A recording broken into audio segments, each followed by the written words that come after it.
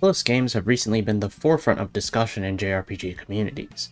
Not all of it is positive buzz, but with the recent E3 announcement of Persona coming to more platforms, they've kind of been the talk of the town. But we can't forget about the other games they've been making. While Persona is huge in terms of JRPGs, Soul Hackers 2 was teased at the beginning of this year, and now, 25 years after the original, a sequel finally comes. I've never personally played the original Soul Hackers, so I went into this experience not really knowing what to expect. Of course, I had already heard that the series has seemed to deviate from its original existence. While I'm not huge on comparing games, I know this is a question that's going to get brought up quite a bit. So I'll say no, it's not. Conceptually, this game takes a lot from SMT and a lot from Persona, but with execution, it stands on its own 2 feet. It doesn't feel the same as playing Persona or SMT, outside of basic concepts. As usual, combat takes a turn-based approach while rewarding you for hitting weaknesses. However, unlike Atlus's 2 more famous franchises, this awards you with stacks for hitting a weakness.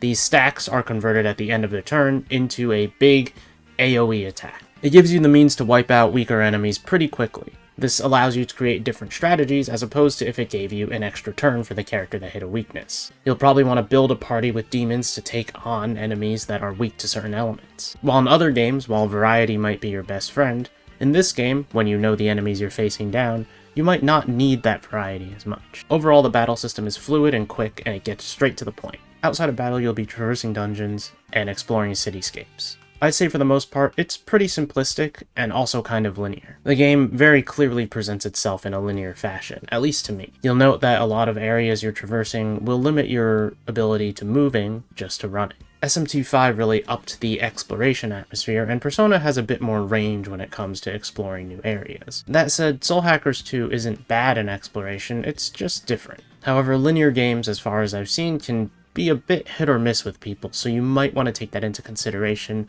before diving into it. They also, a little bit later into the game, give you a companion that screams at you whenever there's something important on the map or an enemy is chasing you, and while that could be considered charming to some people, I feel like it's going to wear down on me after a few hours. Enemy! Incoming! I think some people's concerns might be if this game is story-focused, as SMT did kind of present itself as such and wound up being not as story-focused as people were hoping for. Soul Hackers 2 does seem to be taking the approach in the other direction of being a very story-focused game. While being somewhat unique, it also subscribes to the somewhat standard JRPG and RPG storytelling tropes, which isn't really that surprising at all. It's not on a bad start, but it definitely is kind of hard to tell you exactly how I feel about the story without having reached its end. As with all storytelling, you can execute a story really well, but if you flub the ending, it's just not going to hit as hard. So I really can't give you that much insight to the story until I complete the game.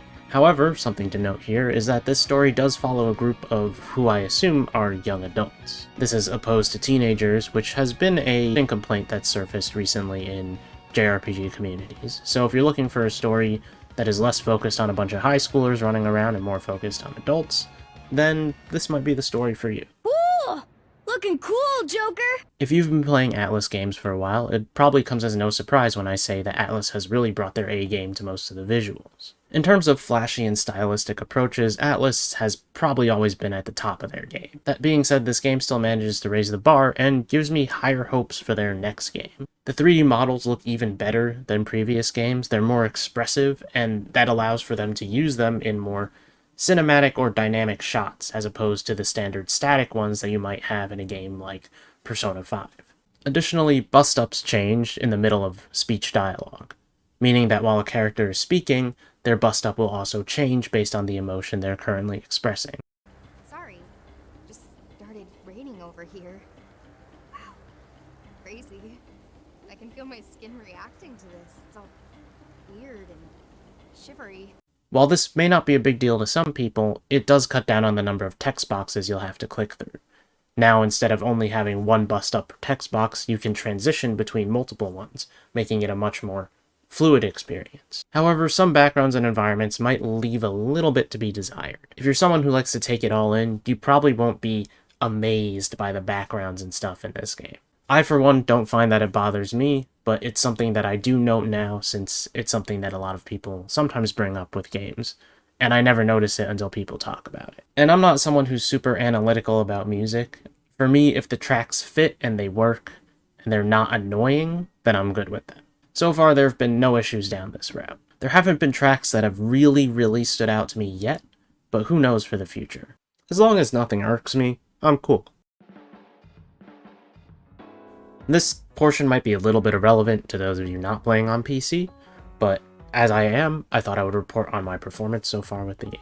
I'm pretty happy to say that I've encountered 0 issues so far. That being said, I should warn you that ATLUS games, for me, on PC, have always had a few issues here and there. While there were issues with Persona 5 Strikers, as well as Persona 4 Arena Ultimax, I know that those games belong to Koei Tecmo and ArcSys, respectively. That said, I will not totally comment on the performance of either of those.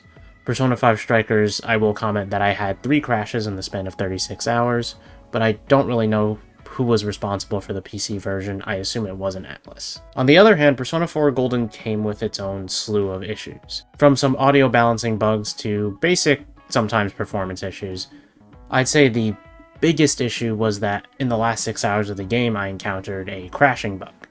This happened a few times, so my game crashed a few times, and that bug continued to persist as I did my second playthrough. However, so far I've encountered nothing like that in Soul Hackers 2, I just thought it would be something that you want to know just in case it does happen. If it does happen, I'll likely put it in the comments below, but until that comes, we should be okay.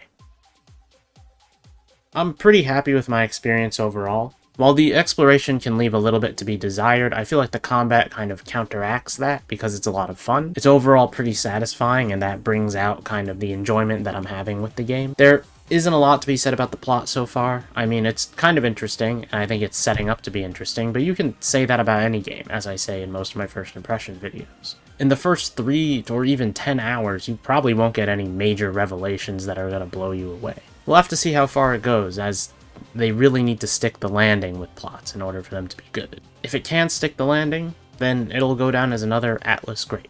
Perhaps getting more sequels and more merchandise and more franchise expansion. But that'll remain to be seen. Anyways, thank you for watching, and I hope to see you back here when I post my review next week. I'll also be reviewing the DLC separately, which is cheaper than the costume pack. I'll talk about that at a different point. Anyways, leave a comment down below if you have any thoughts about Soul Hackers 2 or any questions and you're thinking about picking up the game or something like that. I'll do my best to answer them as best I can. Leave a like if you enjoyed the video, and subscribe to the channel for more content and to get notified when my review goes up next week. Alright, bye!